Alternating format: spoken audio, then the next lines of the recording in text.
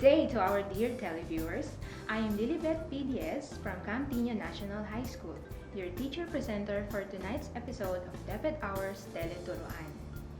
Today, we will talk about words that we use to express permission, obligation, and prohibition. Do you know what they are called? They belong to a group of auxiliary verbs called modals. These are used with the main verb to show mood and ideas such as ability, possibility, and permission, obligation, and prohibition. There are many modal verbs, but for this session, let us focus on the group which expresses permission, obligation, and prohibition. First, what do the words permission, obligation, and prohibition mean? Permission expresses agreement to allow something to happen or be done. Modals of permission include can, could, and may. Can, we often use can to ask for and give permission. In the examples, can I sit here? You can use my car if you like. Can I make a suggestion? And then we have could. We also use could to ask for permission, but not to give it. Could is more formal and polite than can. Examples: could I ask you something? Could I interrupt? Could I borrow your pen for a moment, please? May. May is the most formal way to ask for and give permission. Examples: may I see your ID? These pages may be photocopied for classroom use. Concerned parents may visit the guidance office anytime. Now, let us talk about prohibition. Prohibition means something is not allowed. We often use can't and mustn't to show that something is prohibited. Examples: what does this sign say? Oh, we can't enter without a face mask. You can't take photos in the museum. They are really strict about it. Sorry, we can't sell liquor to minors. Must not and mustn't. Okay, we use must not to talk about what is not permitted. It is common on public signs and notices informing people of rules and laws. Examples: visitors must not park in the staff car park. Baggage must not be left unattended. Guests must not make noise after 10 p.m. We use mustn't particularly when the prohibition comes from the speaker. As when a parent speaks to a child, as in, you mustn't say things like that to your sister. Or, a teacher speaking to a student says, you mustn't be late to class. So you can see the prohibition here comes from the speaker. There you have it. Please stay tuned for more discussion on our lesson about modals. We'll be right back after a few reminders from the studio.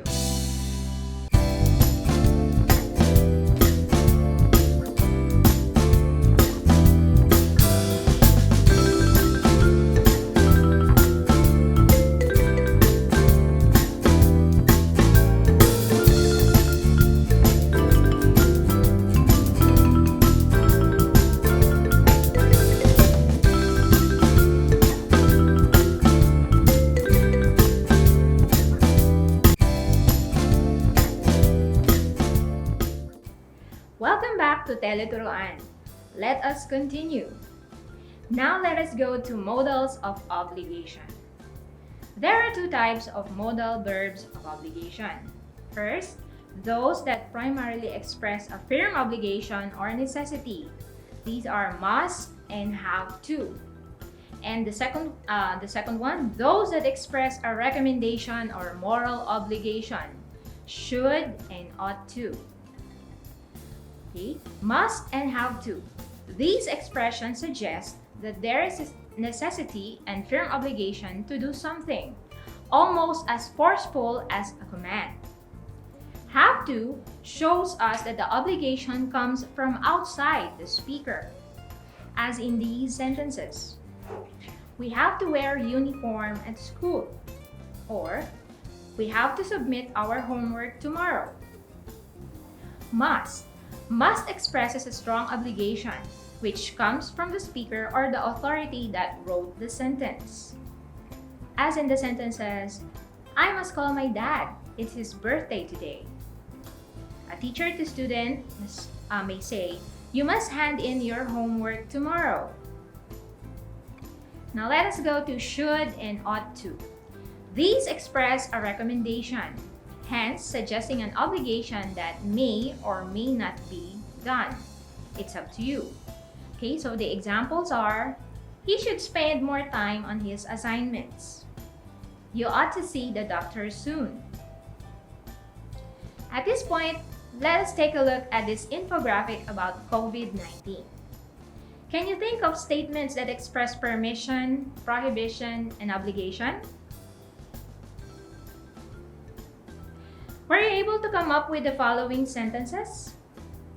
You can go out, but you must observe physical distancing. You have to wash your hands regularly or use alcohol-based hand sanitizer. You must avoid touching your face, especially your eyes, nose, and mouth. There you go. I hope by this time you are ready to work on the activity. Get a piece of paper and begin answering the following. Okay. Use must, have to, should, and ought to correctly fill in the following sentences. Number 1. Children blank obey their parents. Number 2. Parents blank respect their children too. Number 3. Challenges blank not keep us from achieving our dreams. Number 4. Parents blank send their children to school. Number 5. Before one talks about an issue, he or she blank read about it first. Let us check your work. Here are the answers to the activity. Number 1, must. Number 2, should. Number 3, must not. Number 4, should. And number 5, has to. Were you able to get all the answers correctly? Very good. Thank you for your active participation. I hope that you learned a lot from tonight's episode. This has been Lilibet Pigues of Camp Tino National High School. See you again on our next episode of DepEd Hour Teleturuan for more fun and exciting lessons.